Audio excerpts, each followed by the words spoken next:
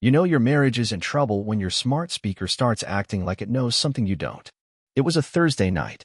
Unremarkable. I was in the garage, tweaking the alignment on my bike, pretending I was still the kind of man who might do a weekend ride instead of folding laundry and watching Netflix on a semi-broken sectional. My wife, Jenna, was inside, supposedly cleaning.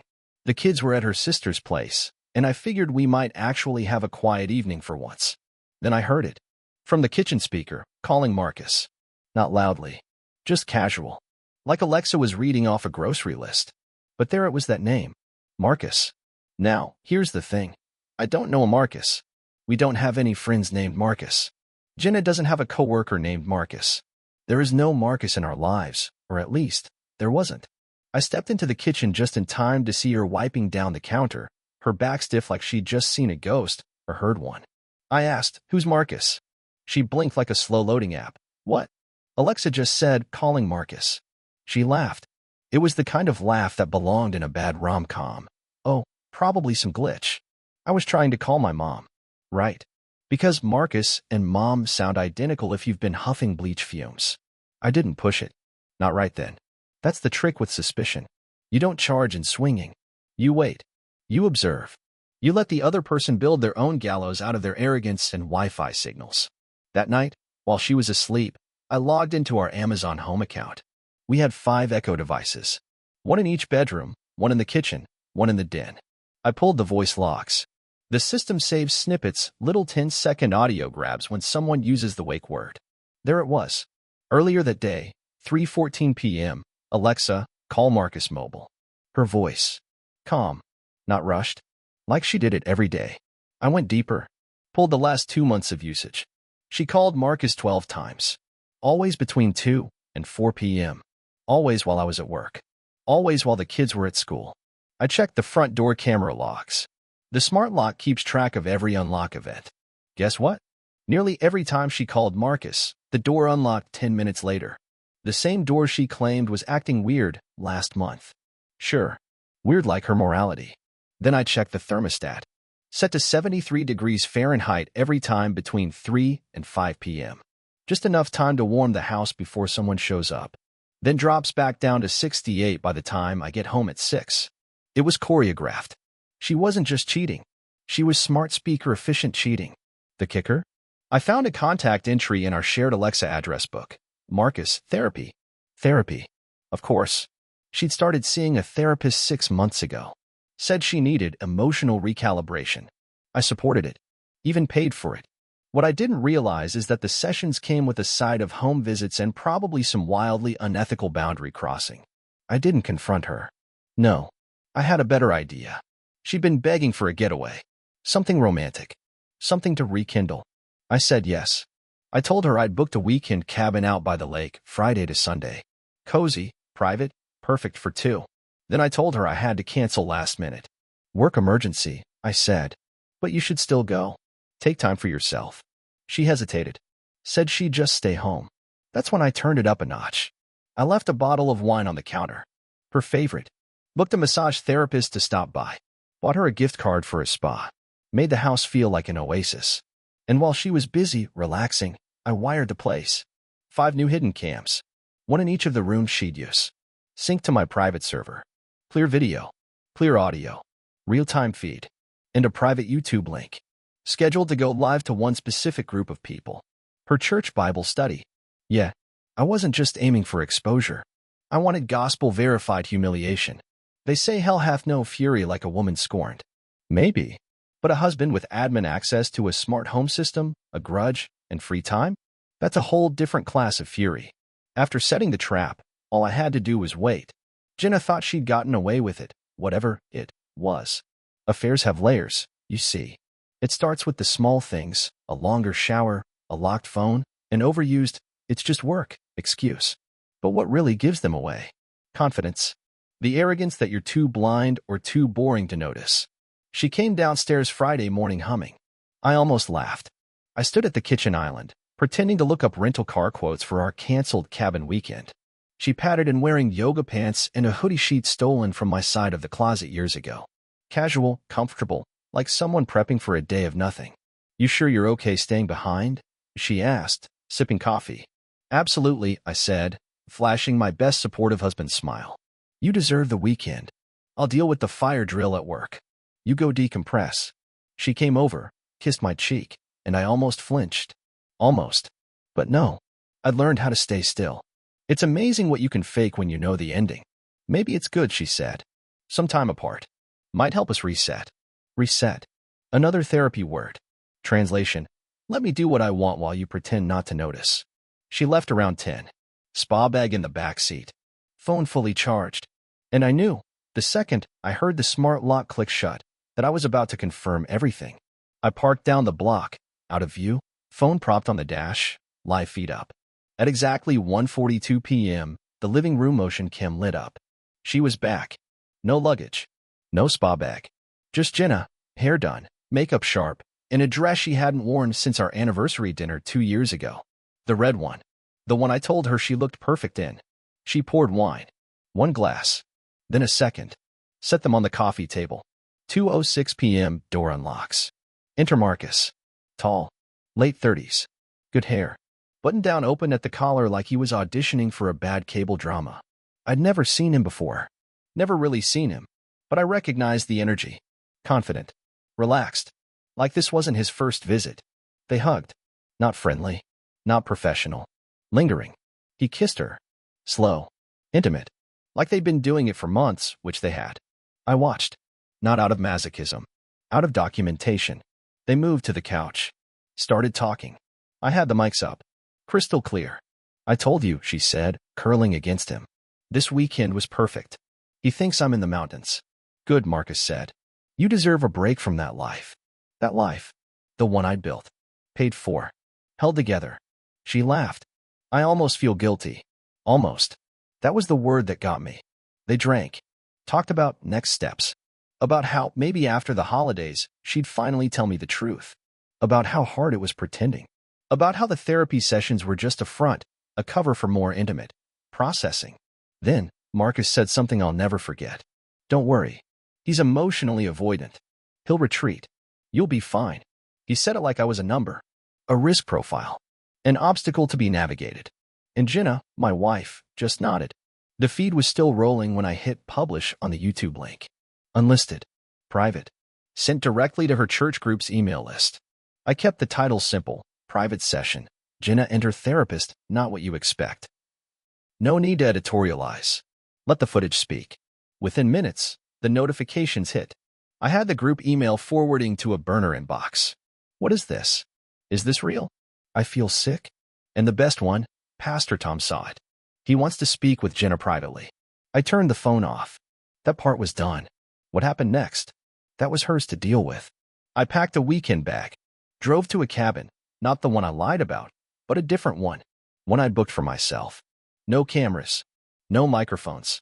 Just me, a bottle of scotch, and silence. She called 27 times. Left voicemails. Texted things like, we need to talk, and please let me explain.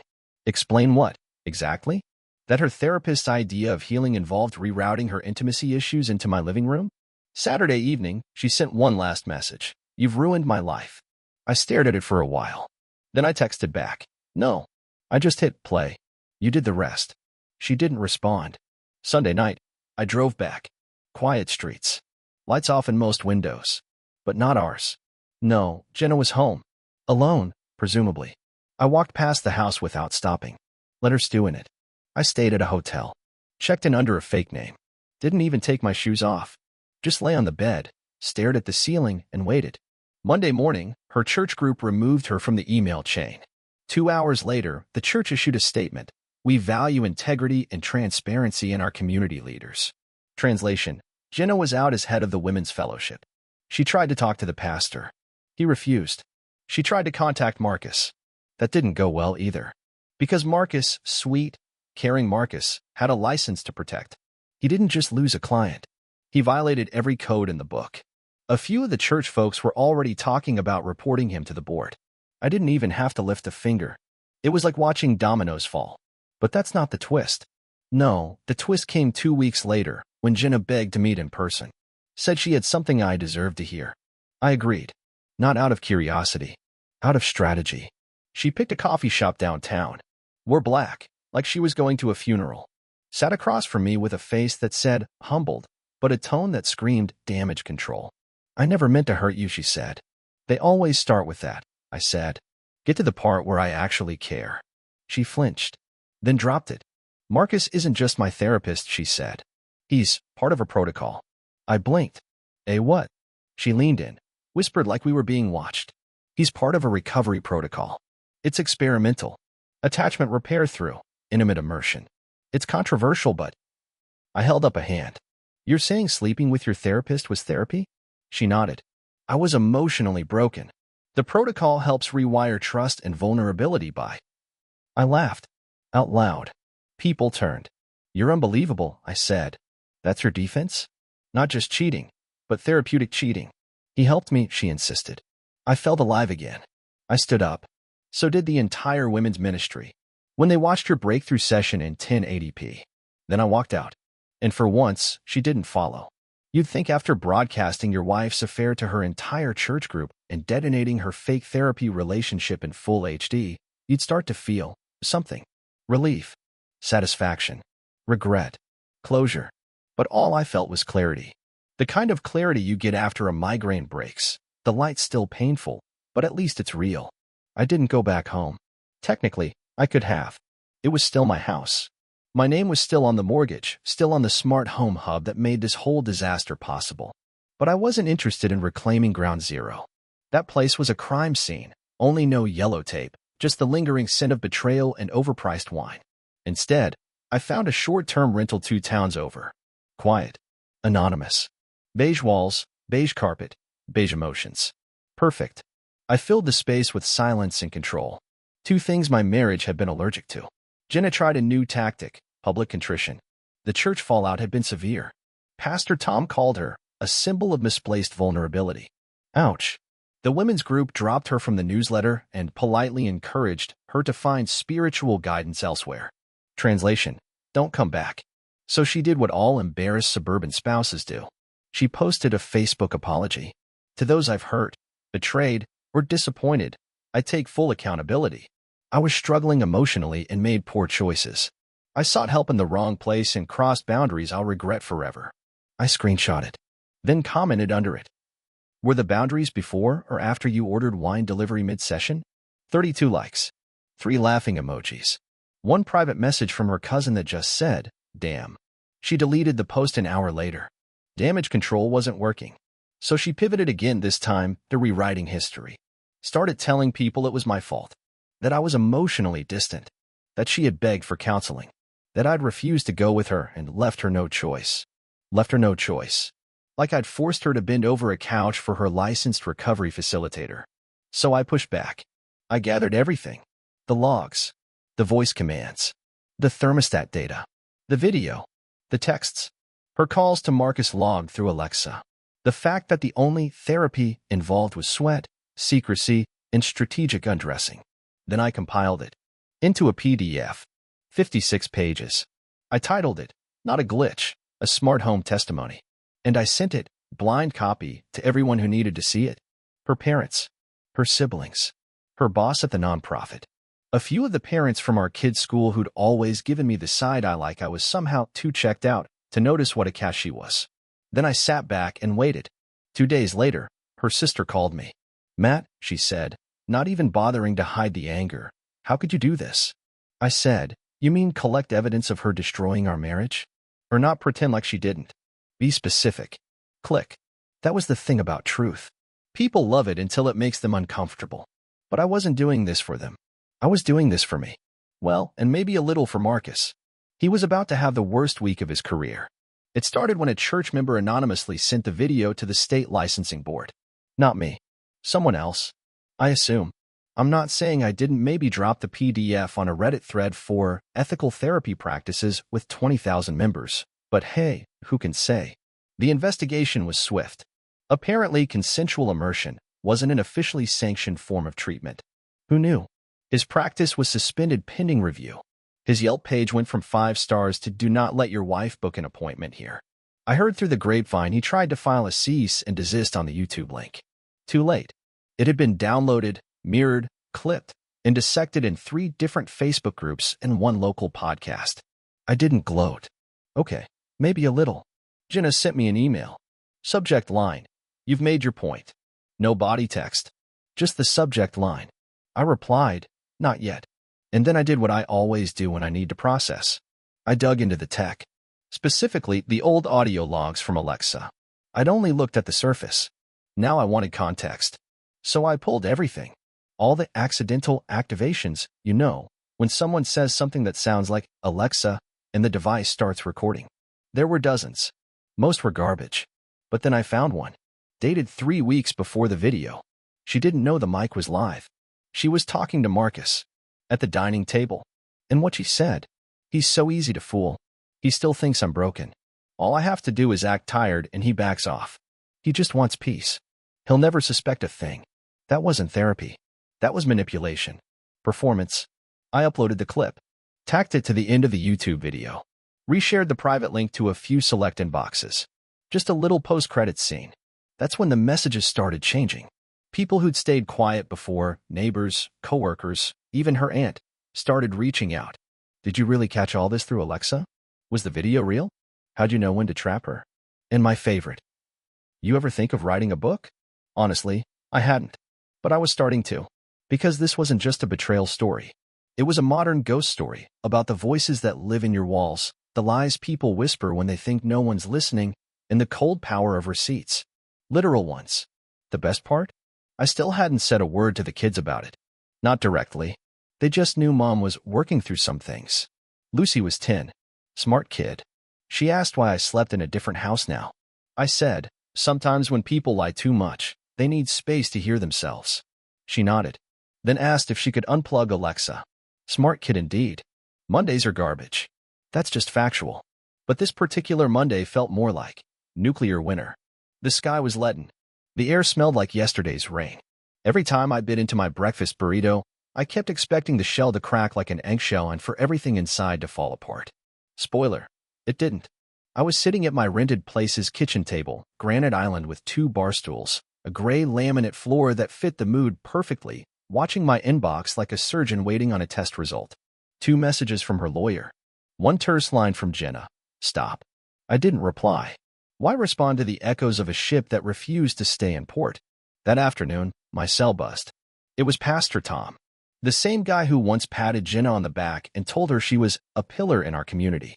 Now his tone was clipped, professional, like someone trying not to swallow a thumbtack while interviewing a murder suspect. "Matthew, I'm sorry," he said, "but I need to ask you something." I waited. "What motivated you to compile all that evidence? Was it malice or protection?" Silence in his line. "I want to understand." I laughed. Quietly. "If you don't understand, Pastor Tom, nothing I say will help." He sighed. That sound of someone having to pretend to respect someone they no longer do. "I just want clarity for the congregation." Because he needed it more than the people he preached to. I replied, "Then tell them the truth. All of it. Or keep it to yourself." He didn't speak. We ended the call. That evening, I was back home. Hyphenated hyphen, rented hyphen, neutral hyphen. Kids were around, doing homework at one end of the table. I was finishing the burrito I'd wrapped in foil that morning. Lucy asked if we could go to the park later.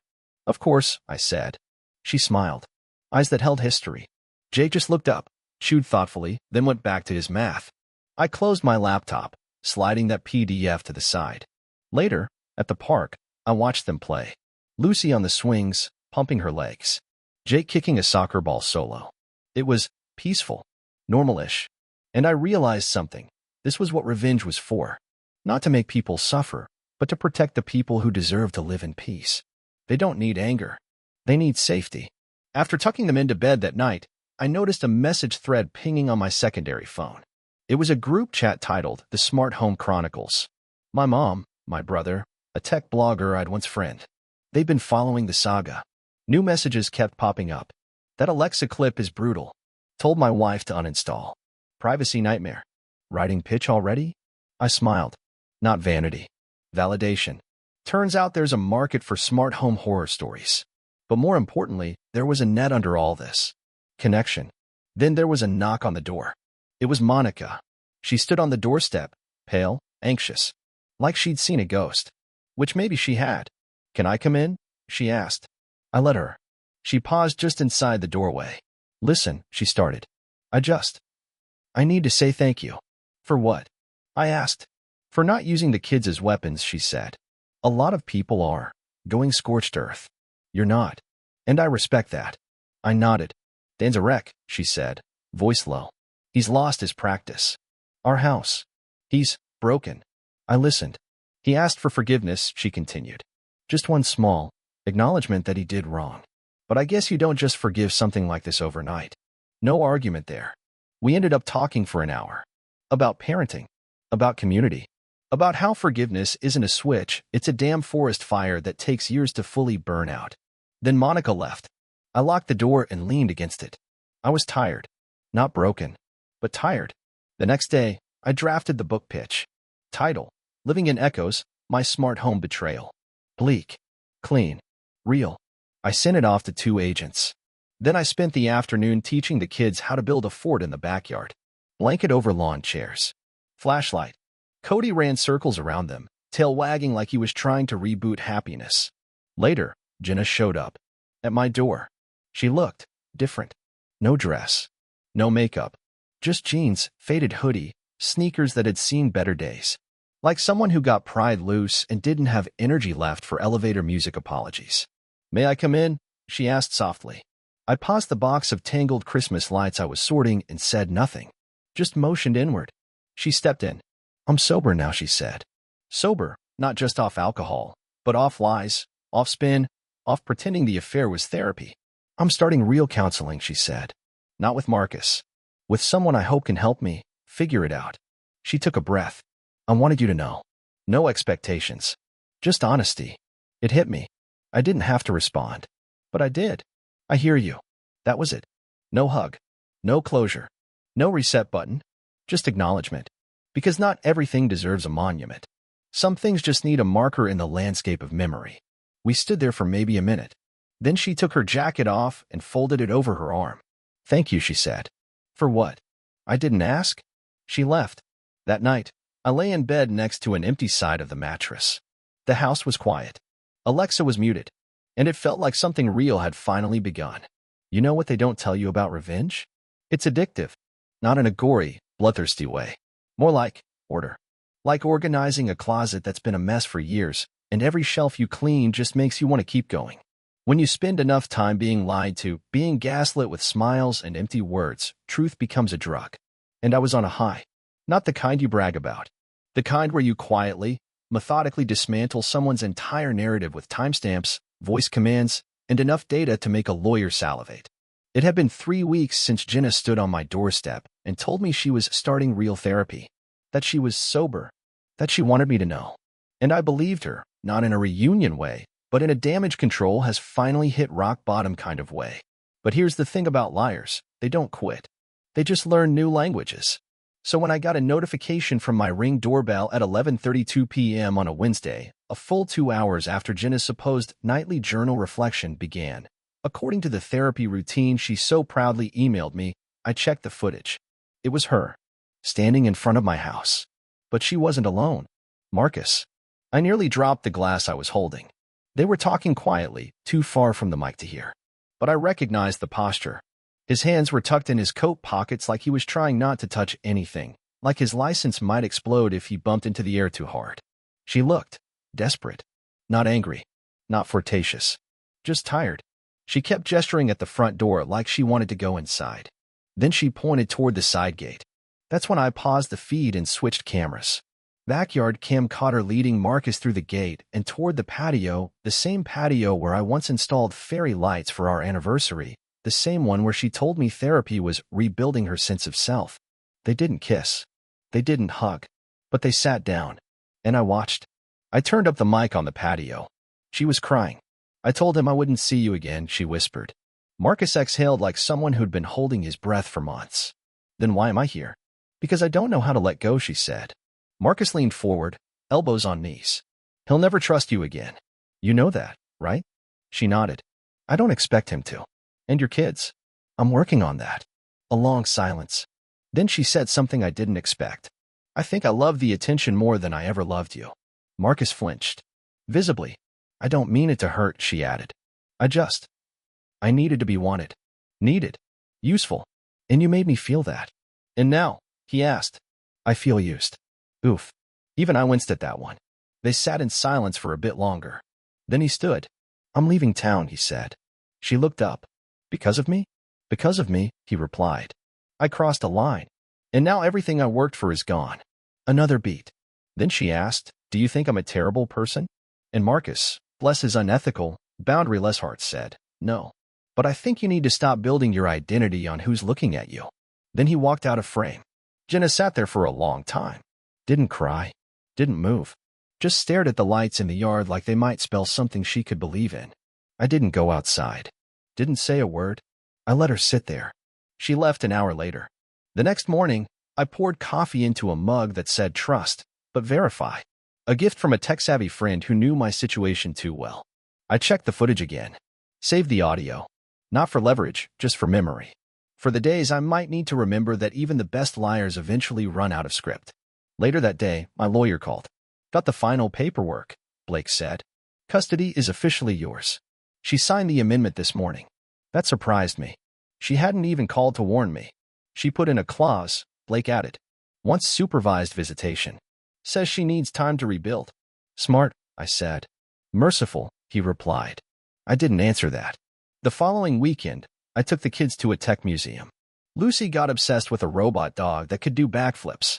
Jake spent 30 minutes in front of his smart home evolution exhibit, a timeline showing the rise of AI assistants, facial recognition locks, thermostat automations. At one point, he asked, do you think we could live in a house that listens again? I smiled. We never stopped living in one. We just stopped pretending it wasn't listening. He thought about that, then nodded like he understood more than a 10-year-old should. Back home, I started boxing up the remaining devices. The smart speakers, the wall panels, even the doorbell cam. Not because I was scared of them, because I'd used them. And I was done. Done with surveillance. With evidence. With paranoia disguised as peace of mind. The last thing I packed was the echo from our bedroom, the one that first said, calling Marcus. I held it for a moment. Then I whispered, Alexa, play Karma. She obliged. As Taylor Swift belted out Vengeance in 4/4 time, I dropped the speaker into the box, taped it shut, and marked it. Returned to sender. It felt final. But of course, stories like these never really end. Because the scars stick.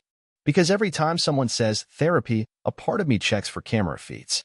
Because trust isn't something you grow back. It's something you learn to live without.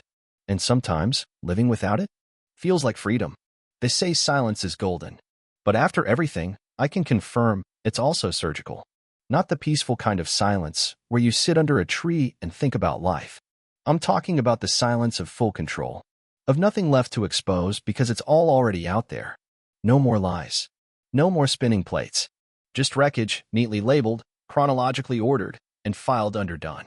It had been 4 months since the first calling Marcus echo bounced off my kitchen walls and into my ribcage.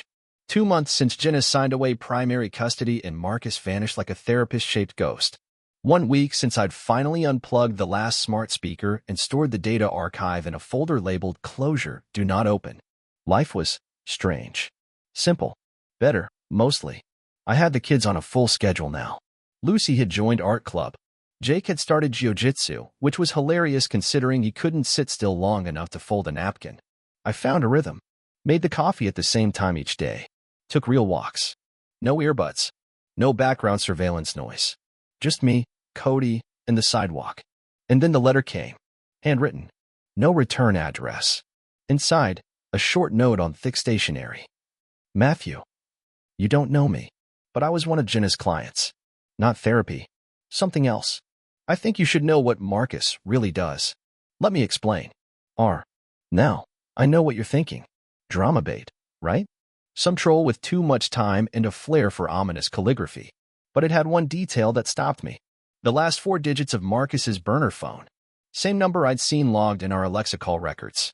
The one Jenna had tried to delete from her call history.